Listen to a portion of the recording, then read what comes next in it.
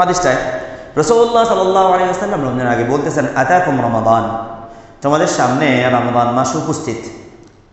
এবার আল্লাহ রাসূল বলতেছেন একে একে, শাহরু বারাকাতিন, শাহরু বারাকা। আল্লাহ বলতেছেন রমজান মাস হলো বরকতের মাস। রমজান মাস কিসের মাস? বরকতের মাস। শাহরু বারাকা, বরকত কাকে বলে মনে আছে তো আপনাদের? মনে আছে? মনে নেই? আল্লামা খলিল আহমদ সাহারনপুর রহমতুল্লাহ আলাইহি বাজলুল মাজুদের ভিতরে বলেন যে বারাকা মানে হলো জাআলুল খাইরি ফিশ শাই, কোনো একটা বস্তুর ভিতরে কল্যাণ রেখে দেওয়া, মানে কোনো একটা জিনিসকে আপনার জন্য কল্যাণকর বানিয়ে দেওয়া মানে হলো বারাকা। আপনার কাছে 10 টাকা আছে, এই 10 টাকাটা আপনার জন্য কল্যাণকর হওয়া মানে হলো 10 টাকা আপনার জন্য বরকতময়। যেমন কল্যাণকর একটা বোঝাই, এই 10 টাকাটা আপনি আপনার ঘরের লোকের জন্য একটা, আরে এখন তো 10 টাকা দিয়ে লাভ পাওয়া যায় না, কি বলবো, কি বলা যেতে পারে, আচ্ছা দাঁড়ান একটু দাঁড়াই, 100 টাকা, মানে 100 টাকা আপনার কাছে আছে, এই 100 টাকা দিয়ে 10 টাকা দিয়ে লাউ কিনছেন, অনেকে হয়তো অনেকে কিনছেন অনেক আগে আর কি, আমাদের সময় তো মনে হয় না। তো যাই হোক, মানে 100 টাকা, 100 টাকা কত কিছু মুখের এখানে চলে আসে, কিন্তু বুঝে নিতে হয় আর কি। তো 100 টাকা দিয়ে কি করা হয়? 100 টাকা দিয়ে আপনি লাউ কিনতে গেলেন, এই 100 টাকাতে আপনি লাউ কিনলেন, আপনার ঘরের লোককে খাওয়াইলেন, মানে হলো 100 টাকা আপনার জন্য কল্যাণকর। এই 100 টাকার মধ্যে বরকত রাখা হয়েছে। আর আপনি 100 টাকা দিয়ে এমন কিছু কেনেন যেটা, আপনি সিগারেট কিনলেন এই 100 টাকা দিয়ে, কি কিনলেন? 10টা সিগারেট কিনলেন 100 টাকা দিয়ে, এই 100 টাকা আপনার জন্য অকল্যাণকর। বুঝতে পেরেছেন? বারাকা মানে এটা না যে আপনার 100 টাকা 5000 টাকা হয়ে যাওয়া, বারাকা মানে এরকম এটা না। বারাকা মানে হচ্ছে যে আপনার সম্পদটা কল্যাণমূলক কাজে ব্যবহার হোক। আপনার জীবনটা, আমার জীবনে বরকত আছে মানে কি, আমার জীবনটা কল্যাণের কাজে ব্যবহার হচ্ছে। আর আমার জীবনে বরকত নাই মানে হলো আমার জীবনটা অকল্যাণে ব্যবহার হচ্ছে। আমার ক্ষমতায় বরকত আছে মানে কি, আমার ক্ষমতা কল্যাণে ব্যবহার হচ্ছে। আর আমার ক্ষমতায় বরকত নাই তার মানে হলো আমার ক্ষমতা অকল্যাণে ব্যবহার হচ্ছে। আমার কণ্ঠটা বরকত আছে মানে হলো আমার কণ্ঠ আল্লাহর প্রশংসায়, আল্লাহর হুকুম বর্ণনায় ব্যবহার হওয়া। আর আমার কণ্ঠের ভিতরে বরকত নাই মানে হলো গান বাজনা ইত্যাদিতে আমার কণ্ঠটা কি হওয়া? ব্যবহার হওয়া। বারাকা মানে হলো এটা যে আমার জীবন, আমার সম্পদ যা আছে সব কল্যাণমূলক কাজে ব্যবহার হওয়া। আর বারাকা মানি নাই মানে অর্থ হলো যে আমার জীবন, আমার সম্পদ, আমার শক্তি অকল্যাণমূলক কাজে কি হওয়া? ব্যবহার হওয়া। আল্লাহ রসুল বলতেছেন শাহরু বারাকা, বলে রমজান মাস হলো বরকতের মাস। কেন? এবার বুঝে নেন, রমজান মাস মুমিনের জন্য কল্যাণমূলক, এজন্য রমজান মাস বরকতের মাস।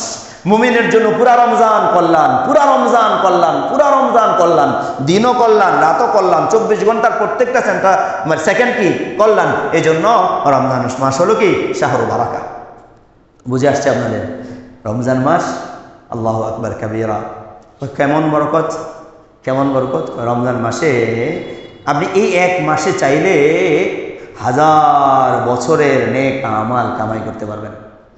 1000 মাসের, 1000 বছর না, 1000 মাসের, আপনি এই এক মাসের একটা রাত যদি আপনি পান, আপনি 1000 মাসের নেক আমাল কামাই করতে পারবেন। তার মানে বোঝা গেল বরকত কত হইলো, কত হইলো। সবে কদর পাইলেন মানে আপনি 1000 মাস, প্রায় 85-87 বছরের মতো নেক আমাল আপনি এক বছরের এক কদরে কি করলেন? আমল করলেন, কামাই করলেন। আপনি কদরে 1 টাকা দান করলেন, 1000 মাস 1000 টাকা দান করার সওয়াব পেলেন। কদরে 1 রাকাত নামাজ পড়লেন, 1000 মাস 1 রাকাত নামাজ পড়ার কি করলেন? সওয়াব পেলেন। কদরে 1 পারা কোরআন তেলাওয়াত করলেন, 1000 মাস কোরআন তেলাওয়াত, 1 পারা কোরআন তেলাওয়াত করার কি পেলেন? সওয়াব পাইলেন। এবার বুঝেন রমাদান আমার এবং আপনার জন্য কতটা কল্যাণকর। এজন্যই রাসূলুল্লাহ সাল্লাল্লাহু আলাইহি ওয়াসাল্লাম বলতেছেন শাহরু বারাকা, শাহরু বারাকা। তাহলে আমরা বুঝলাম রমজান মাস 1 নম্বর বরকতের মাস, কল্যাণের মাস। 2, আল্লাহ বলেন আল্লাহ রসুল বলেন ইয়াগশাকুমুল্লাহু ফীহি বিরাহমাতিহি, আল্লাহু আকবার কাবীরা। বলে রাসূলুল্লাহ সাল্লাল্লাহু আলাইহি ওয়াসাল্লাম বলেন যে আল্লাহ তাআলা রমজান মাসে তার বান্দাকে তার রহমতের দ্বারা ঢেকে রাখেন। ইয়াগশাকুমুল্লাহ, ঢেকে রাখেন, ঢেকে রাখেন তার রহমতের, মানে রহমতের ভিতরে ডুবায় রাখেন। ঢেকে রাখা মানে ডুবায় রাখে না, রহমতের ভিতরে ডুবায়া রাখেন, রহমতের ভিতরে ঢুকায়া রাখেন। ইয়াগশাকুমুল্লাহু বিরাহমাতিহি, যে আল্লাহ তাআলা তোমাদেরকে এই রমজান মাসে তার রহমতের ভিতরে কি করবেন? ঢুকায়া রাখবেন। আল্লাহু আকবার। তাহলে বোঝা গেল রমজান মাস রহমত অর্জনের মাস। বরকত অর্জনের মাস, রহমত অর্জনের মাস। 3, আল্লাহ রসুল বলেন ওয়ায়াহুত্তুল খাতায়া, আল্লাহ সুবহানাহু ওয়া তাআলা এই রমজান মাসে বান্দার মাঝারি মানের যে গুনাহগুলো আছে, মাঝারি মানের যে গুনাহগুলো আছে, সগীরাও না আবার একেবারে বড় ধরনের কবিরা গুনাহও না, মাঝারি মানের, সগীরার চেয়ে বড় কবিরা গুনার মতো যেগুলো আছে সেগুলোকে আল্লাহ সুবহানাহু ওয়া তাআলা মিটায় দেন। ওয়ায়াহুত্তু বলবেন আপনি কোত্থেকে তর্জমা করলেন? বলে হয় গুনাহ ব্যবহার করার জন্য অনেকগুলো শব্দ ব্যবহারের মধ্যে হলো সর্বনিম্ন হলো সাইয়্যা, সর্বোচ্চ হলো মাসিয়া, সর্বোচ্চ হলো কি মাসিয়া, আর মাঝখানেরটা হলো খাতিয়া, মাঝখানেরটা হলো কি খাতিয়া। তার মানে বোঝা গেল রমজান মাসে যে খাতিয়া যেগুলো আছে এগুলো আল্লাহ সুবহানাহু ওয়া তাআলা কি করেন? খুব সহজেই আল্লাহ তাআলা ক্ষমা করে দেন। তাহলে আমরা বলতে পারি রমজান মাস ক্ষমার মাস। কিসের মাস? ক্ষমার মাস, গুনাহ মাফ করার মাস, গুনাহ মাফ করানোর মাস। তাহলে প্রথম আল্লাহর কাছে বরকতের দোয়া করা, আল্লাহর কাছে রহমতের দোয়া করা, আল্লাহ তাআলার কাছে ইস্তিগফার এবং তওবা করা। কয়টা কাজ গেল? 3। ওয়ায়াহুত্তুল খাতায়া, লা ইলাহা ইল্লাল্লাহ। এরপরে আসেন বলে ওয়ায়াস্তাজিবু ফীহি দুআ। এই একটা অংশই তো যথেষ্ট ভাই রমজান মাসকে কাজে লাগানোর জন্য। বলে ওয়ায়াস্তাজিবু ফীহি দুআ, রমজানে আল্লাহ তাআলা মানুষের দোয়া কবুল করেন, রমজানে আল্লাহ তাআলা মানুষের দোয়া কবুল করেন। এখানে কি ইফতারের সময়ের কথা বলা হয়েছে? ইফতারের সময়ের কথা বলা হয়েছে? বলা হয়নি। মানে রমজানের পুরা সময় আল্লাহ দোয়া কবুল করেন।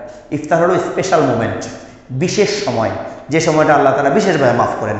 এছাড়া রমজানের প্রতিটা মুহূর্ত, প্রতিটা সেকেন্ড, আপনি যদি মাইক্রো সেকেন্ড মানে সেকেন্ডের ভগ্নাংশ ধরেন, সেকেন্ডের ভগ্নাংশ যদি ধরেন, সেকেন্ডের ভগ্নাংশ যেটা মাইক্রো সেকেন্ড বলে, সেই প্রত্যেকটা মাইক্রো সেকেন্ডেও আল্লাহ তাআলা কি করেন? মানুষকে ক্ষমা করেন।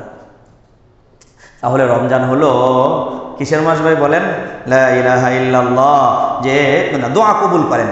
রমজান মাসেও দোয়া কবুল হওয়ার মাস। কি হওয়ার মাস? দোয়া। আপনি সবসময় দোয়া করবেন, উঠতে বসতে হাঁটতে দোয়া করতে পারেন ভাই। আল্লাহকে যদি আপনি আপন মনে করেন, মানে আপনি যদি ওইভাবে হৃদয়ে আল্লাহকে ধারণ করেন, আল্লাহ তাআলার প্রতি আপনার বিশেষ মানে একটা কি বলে এটাকে, বিশেষ একটা অবস্থান যদি আপনি আপনার অন্তরে তৈরি করে নিতে পারেন, আপনার কলবে যদি আপনি তৈরি করে নিতে পারেন বিশেষ একটা অবস্থান, তাহলে আপনি যে কোনো মুহূর্তে আল্লাহকে ডাকতে পারেন, যে কোনো মুহূর্তে আল্লাহকে চাইতে পারেন, যে কোনো মুহূর্তে আল্লাহকে বলতে পারেন, যে কোনো মুহূর্তে আল্লাহকে বলতে পারেন। এবং রমজানে আল্লাহ বলতেছে, তো রমজানে তুমি যখনই বলবা তখনই আমি শুনবো, যখনই বলবা তখনই আমি কি করব? শুনবো। লা ইলাহা ইল্লাল্লাহ। দেখেন ইস্তিজাবা মানে কি? ইস্তিজাবা মানে হলো জবাব দেওয়া, উত্তর দেওয়া। কি দেওয়া? উত্তর দেওয়া। ওয়াস্তাজিবু ফি দুআ মানে হলো কি? আল্লাহ সুবহানাহু ওয়া তাআলা আপনি যখন আল্লাহর কাছে আহ্বান করবেন, ডাক দিবেন, বলে আপনার ওই ডাকে আল্লাহ তাআলা সাড়া দিবে। সাড়া দেওয়া মানে হলো আপনার দোয়া আল্লাহ তাআলা কি করে নেওয়া? কবুল করে নেওয়া। এই আরবি শব্দের ভিতরেও কি আছে? অনেকগুলো ব্যাপার আছে। আলহামদুলিল্লাহ, আল্লাহ আমাদেরকে বুঝার তৌফিক দান করুক।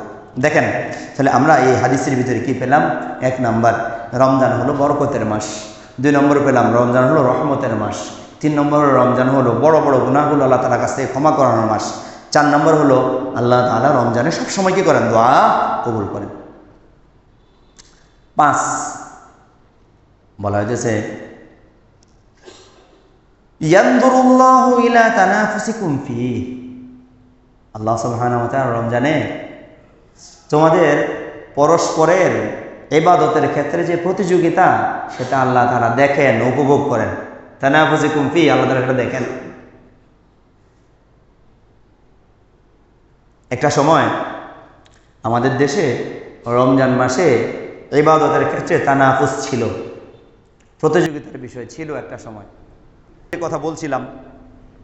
এখন আমাদের যে কাজটা সেটা হলো ভাই, কমপক্ষে তেলাওয়াতের ক্ষেত্রে প্রতিযোগিতা করতে না পারি, কমপক্ষে 2-4টা আমলের ক্ষেত্রে প্রতিযোগিতা করি। ফরজ আমলের ক্ষেত্রে যেমন একটা প্রতিযোগিতা আমরা করতে পারি যে অন্য সময় তো আমার জামাত ছুটে, আমি রমজানে 1 ওয়াক্ত নামাজও জামাত ছাড়া পড়ব না। নিজেরা নিজেদের মধ্যে এই প্রতিযোগিতাটা তৈরি করা যায় না ভাই? যায় কি না? আটা তোলেন, দেখো আল্লাহ দেখো, এটা করা যায় না? এই কাজটা আমরা করি। আপনি ব্যাস আপনি আপনার বন্ধুর সাথে, আরেকজনের সাথে, 3-4 জনের সাথে আপনারা কমিটমেন্ট করেন, নিজেরা বলেন দেখবো এবার কার কয় ওয়াক্ত নামাজ কি হয় জামাত ছুটে। ছোট্ট একটা কাজ করেন সবাই মিলে, ছোট্ট একটু কাজ করেন যে আমি ইনশাআল্লাহ যে এই রমাদানে এক ওয়াক্ত নামাজ জামাত ছাড়া পড়বো না। এই প্রতিযোগিতা করা যাবে না ভাই ইনশাআল্লাহ? 2 নম্বর কথা,